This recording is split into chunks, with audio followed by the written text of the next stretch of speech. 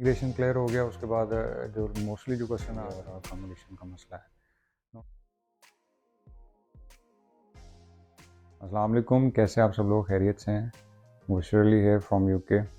सबसे पहले तो उन दोस्तों को मुबारकबाद जिन लोगों का एडमिशन हो गया है सितंबर इनटेक में और वो लोग आ रहे हैं और वो लोग प्लान कर रहे हैं ट्रैवल का और कुछ लोगों ने टिकट्स भी बुक कर ली हैं।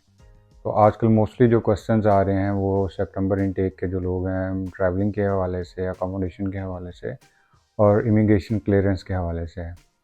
तो आज हम उसी के बारे में बात करेंगे स्टेप बाय स्टेप। तो वीडियो को एंड तक देखिएगा ताकि जो लोग ट्रैवल कर रहे हैं और जो प्लान कर रहे हैं ट्रैवलिंग का उनको एक आइडिया हो जाए कि ये सारा प्रोसीजर हमने किस तरह करना है और इसके अंदर क्या क्या चीज़ें हमें जो फेस करनी पड़ सकती हैं। तो वीडियो को ज़रूर एंड तक देखिएगा और जो न्यू व्यूअर्स हैं वो इस चैनल को सब्सक्राइब कर लें। सबसे पहले बात करेंगे टिकट के बारे में कि टिकट बुकिंग हमें कहाँ से करवानी चाहिए। मतलब मीन टू से कि हमें जो है क्योंकि पाकिस्तान, इंडिया, जो भी हम लोग साउथ एशियंस हैं वो लोग जब भी ट्रैवल करते हैं यूके के लिए तो उनको डायरेक्ट फ़्लाइट्स बहुत कम मिलती हैं। अगर मिलती हैं तो इट्स टू मच एक्सपेंसिव। एक कनेक्टिंग होती है या दो कनेक्टिंग होती हैं।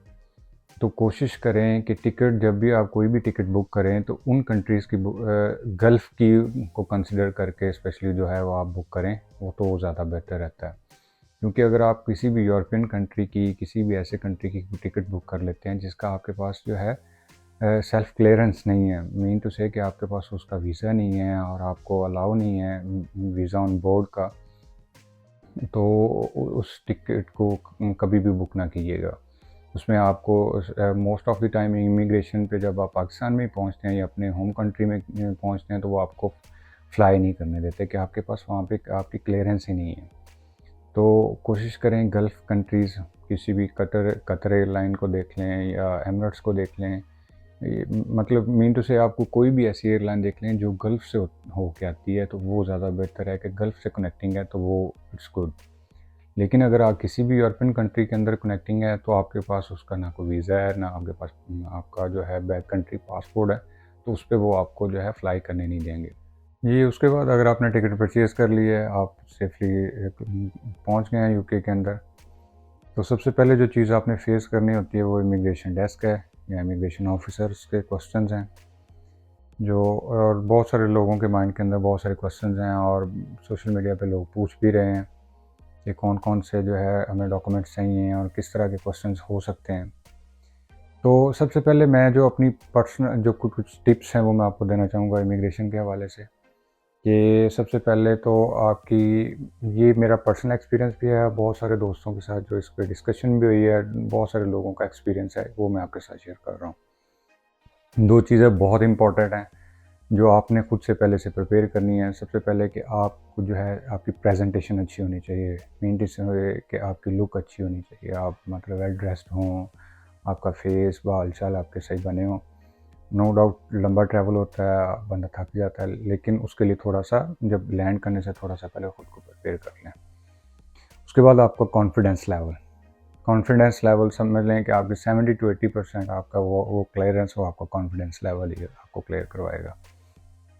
क्वेश्चंस जब आप पैनिक होते हैं, जब आपका कॉन्फिडेंस लेवल शेक कर जाता है तो फिर इमिग्रेशन ऑफिसर को थोड़ा शक होता है, वो आपसे फिर क्वेश्चंस करता है। फिर डॉक्यूमेंटेशन का प्रोसेस, अगर आप वहाँ पे आपको आपकी प्रेजेंटेशन अच्छी नहीं है, आपने अपना कॉन्फिडेंस जो है वो लूज़ कर गए तो फिर इशू होता है।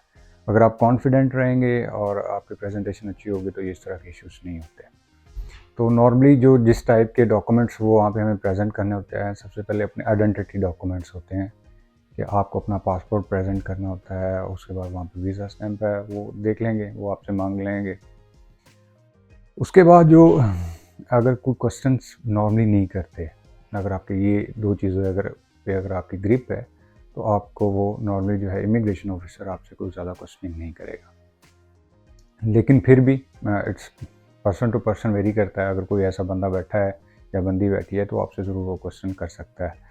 तो क्वेश्चन ये कर सकता है, सबसे पहले आपसे आपकी यूनिवर्सिटी का नाम पूछ सकते हैं, आपके कोर्स का नाम पूछ सकते हैं, आपने कितनी फ़ीस पे की है उसके बारे में पूछ सकते हैं।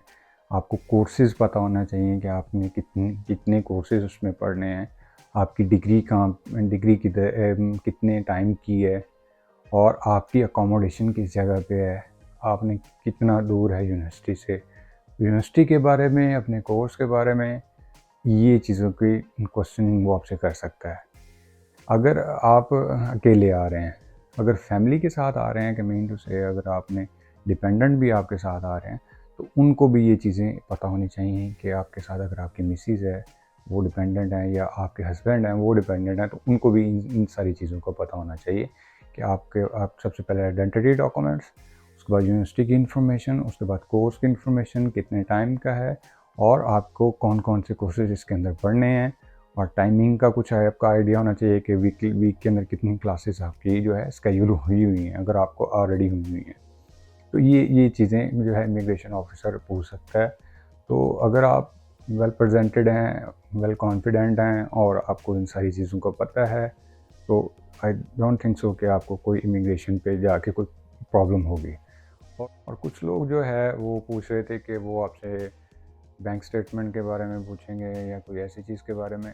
ऐसा वो ऐसा कुछ नहीं पूछते, क्योंकि उनको क्लियरेंस होनी होती है कि आपके डॉक्यूमेंट्स जेन्युइन हैं, क्या ये बंदा जो ट्रैवल कर रहा है वो वही जेन्युइन है, और क्या ये स्टूडेंट जिस यूनिवर्सिटी में जा रहा है वो जेन्युइन है या नहीं।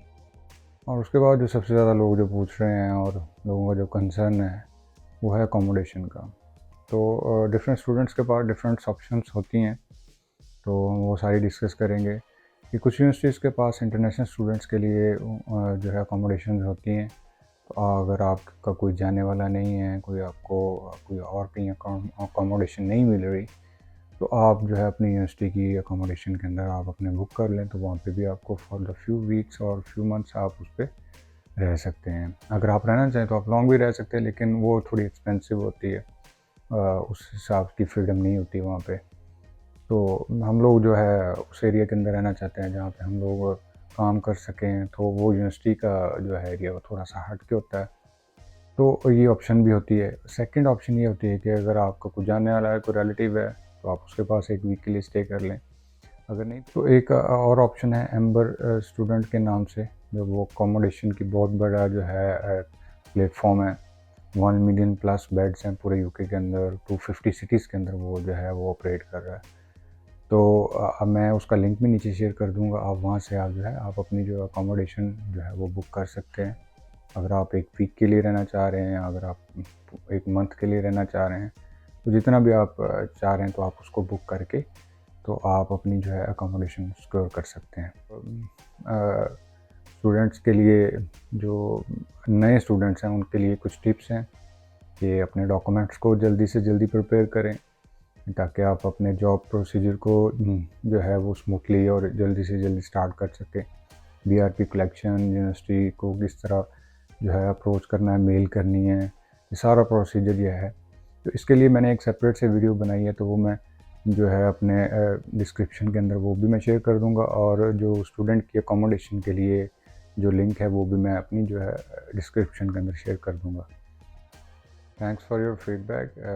चैनल को इसी तरह से हम देखते रहें, और जो न्यू व्यूज़ हैं उस चैनल को ज़रूर सब्सक्राइब करें, और अगर आपको लगता है कि ये इन्फॉर्मेशन आपके लिए हेल्पफुल है, तो दूसरों के साथ भी इसको ज़रूर शेयर कीजिएगा। Thank you.